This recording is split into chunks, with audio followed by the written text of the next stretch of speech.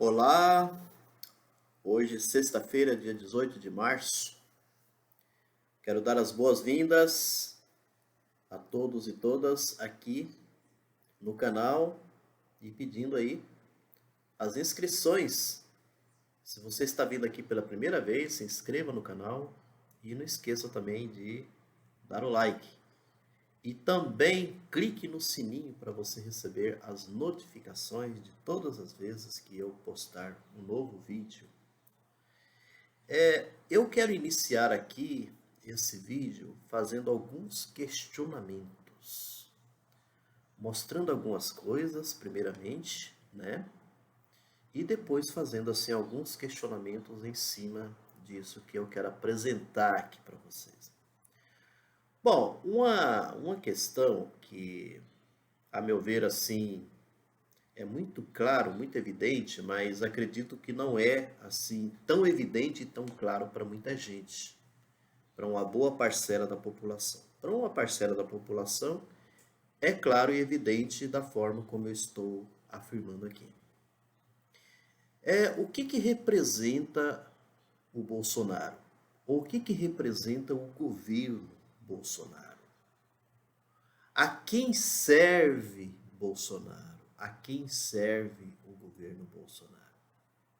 Eu quero lembrar vocês que tinha um período aí, né, um pouco antes, vamos pegar aí até um pouco antes do começo da pandemia, né? Assim, 2020, vamos recordar um período um pouco ali atrás, né?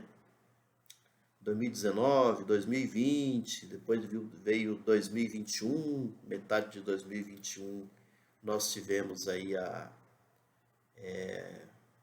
metade de 2021 não, foi basicamente o 2021, a pandemia, né, que assolou grande parte aí do mundo, o Brasil, né, chegando ao patamar de 630 mil o número de mortos, ou até um pouco mais.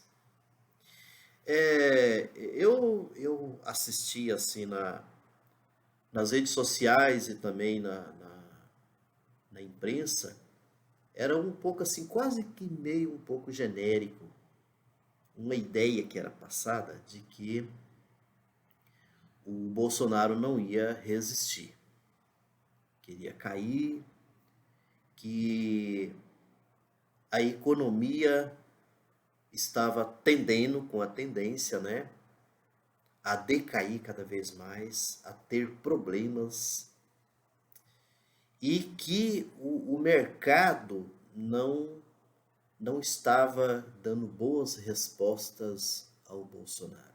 Eu acho que essas coisas assim são importantes só para vocês lembrarem, né, junto comigo. Fazer esse tipo de recordação é importante. Aí a gente via, então, vários comentários, né, dizendo que sabe a questão do nervosismo do mercado, né? O mercado internacional também. Aquele problema que no começo, né, o Bolsonaro criou com a China, eu acho que vocês se recordam também disso. Mas enfim, havia uma certa expectativa de que o Bolsonaro não ia muito longe, né? De que ele teria problemas e teve os rumores do impeachment que não aconteceu, que, né, enfim, todos esses detalhes aí que eu estou contando para vocês. Acontece que essa visão, ela foi assim o tempo inteiro uma visão equivocada. Ela foi uma visão equivocada. Ou às vezes algumas pessoas acabaram sendo enganadas. Quando eu falo assim, sendo enganado, eu não estou dizendo apenas a boa parte da população, mas que foram enganadas os pessoas intelectuais, inclusive, em relação a isso. Porque veja bem, o Bolsonaro, e eu E é bom que se diga, aqui no meu canal, eu já bati muito em cima disso, né? Eu sempre, eu não me coloquei nessa linha, nessa expectativa, como eu falei aqui para vocês. E eu sempre fiz uma colocação um pouco diferente, né? De que o Bolsonaro ele não estaria tão mal o quanto muita gente poderia imaginar. Aí eu vou explicar para vocês o porquê. Bom, o porquê? Porque é o seguinte, o Bolsonaro, desde o seu início, e isso tem que ficar muito claro para muita gente, ele não deixou de ser um projeto muito bem arquitetado, tá? Vou explicar o que é essa questão do projeto que eu estou falando. E quando eu falo arquitetado também é pelos Estados Unidos. Um projeto muito bem articulado. E essa articulação tem a ver com os golpes que aconteceram no nosso país, desde o impeachment da presidenta Dilma, com a prisão do Lula, a eleição do Bolsonaro. Ou seja, o Bolsonaro ele faz parte de um projeto, esse projeto neoliberal, e um projeto muito bom, não é um projeto ruim, muito bom para os capitalistas, para o grande capital, principalmente o capital internacional. Então muita coisa já estava em jogo desde quando o Bolsonaro entrou, né, desde quando o Bolsonaro ganhou as eleições, né, de forma que podemos, né, que já sabemos como foi essa eleição, com fake news e companhia, essa coisa da prisão de Lula, né, todo tipo de golpismo, a fakeada, né, que é bom a gente sempre lembrar também da tal da fakeada. Ele tem se apresentado até agora com tudo o que tem acontecido. Pandemia, o negacionismo, a questão das vacinas, toda essa coisa que nós já sabemos, né, terrível que aconteceu. Essa forma desumana, né, de trato com as pessoas, de desvalorização, inclusive não dando a mínima, ou fazendo pouco caso, inclusive, de famílias que perderam entes queridos e tal com a pandemia e assim por diante. Apesar de tudo isso que a gente sabe, aí eu diria para vocês, o capital internacional estava bravo com o Bolsonaro? Não.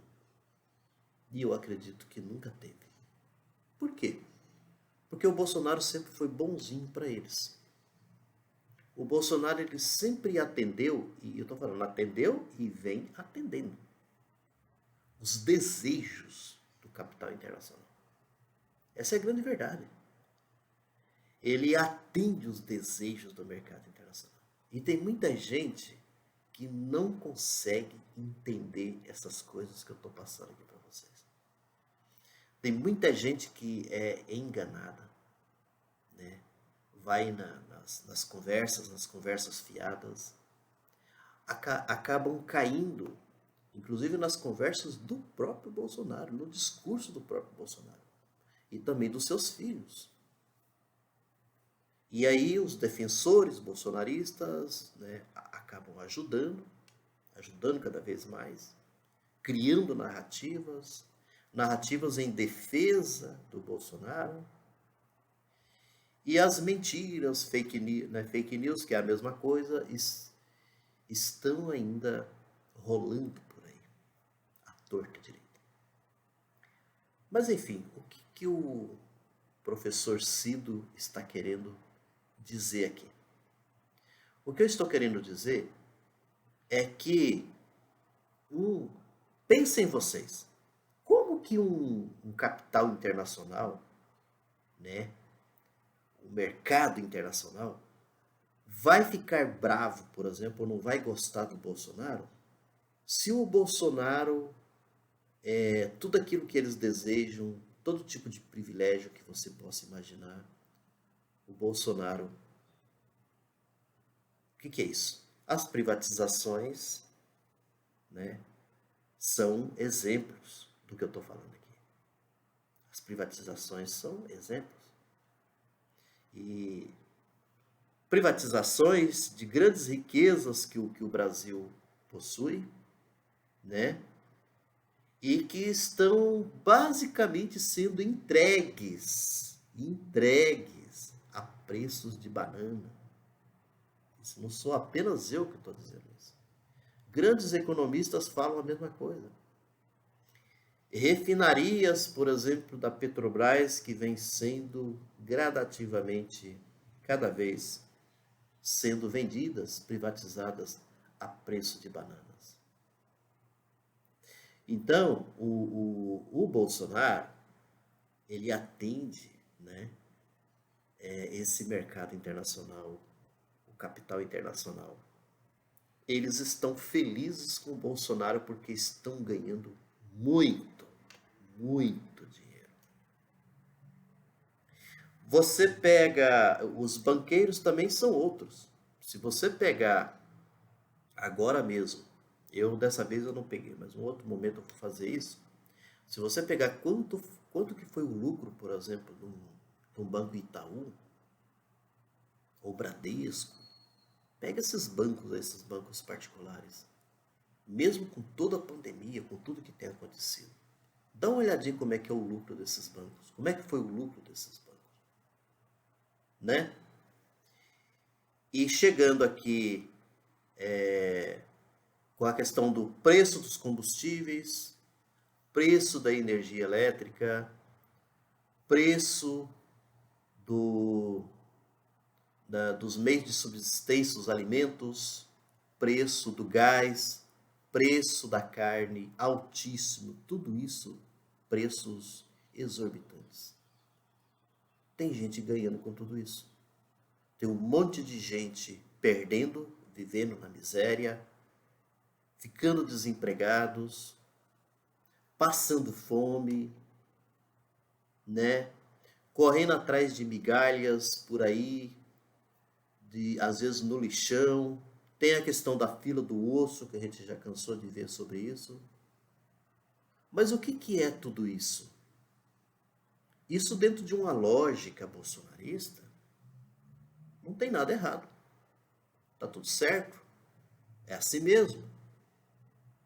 Porque a lógica bolsonarista, ela funciona dessa maneira, aonde uns ganham, outros perdem. Um pequeno grupo se dão bem, se enriquecem cada vez mais, e um grande grupo, que é uma grande parcela da população, sofre mais. E vai cada vez mais ficando na miséria. Vai cada vez mais crescendo o sofrimento dessa grande parte da população. Se a gente não muda esse tipo de política, essas coisas não mudam. Elas tendem a continuar e a piorar. E aí a desinformação é terrível, porque aquela coisa que muitos aí ainda ficam naquela coisa do passado, que já foram superadas, de culpa do Lula ladrão, né? De tudo que isso, inclusive, já foi superado, que a própria justiça já demonstrou a inocência, é comprovada a inocência de Lula. Aí vão caindo nessa narrativa. E com isso, não procuram se movimentar, não vão para as ruas, não brigam contra o Bolsonaro, porque a narrativa da mentira, da desinformação, ela acaba sendo maior. É passado para essas pessoas de que quem tem culpa de tudo isso ainda é o Lula. E o PT com seus políticos, todos eles, Dilma, esses que lutaram em favor da pobreza, para livrar a pobreza do sofrimento, para trazer a alegria, a vida às pessoas mais pobres, aos trabalhadores sem muitas condições. Mas não. Acreditam uma boa parcela da população. Olha que é grande, hein? Acreditam. Vão nas redes sociais e vendem uma narrativa. Essa narrativa que é um efeito sanfona. Sanfona não. Vamos pegar um efeito dominó. Efeito dominó mesmo. Que vai passando para um, vai passando para outro. E vão pegando essa narrativa de que realmente, de que, por exemplo, o Bolsonaro não é corrupto. O Bolsonaro é bom porque ele não é corrupto. E essas pessoas não conseguem também entender qual o jogo de tudo isso para chegar a um entendimento desse para dizer que Bolsonaro não é corrupto. O que aconteceu quando foi os períodos de Lula e Dilma e o que acontece com o Bolsonaro? Como foi o trato da justiça, o trato da imprensa com relação a Lula e Dilma e como que é o trato da imprensa com relação ao Bolsonaro. Falam das maluquices dele, mas, por exemplo, agora mesmo, tem muita gente da imprensa que não culpa o Bolsonaro pela alta dos combustíveis. E isenta o Bolsonaro dos problemas que o país está passando. Por quê? O que é isso? Se não é uma defesa ou um alinhamento a esse tipo de situação que nós estamos vivendo. Desculpem pelo tamanho do vídeo, gente, mas é por uma boa causa. Pedindo sempre as inscrições e também o joinha. Obrigado, até a próxima.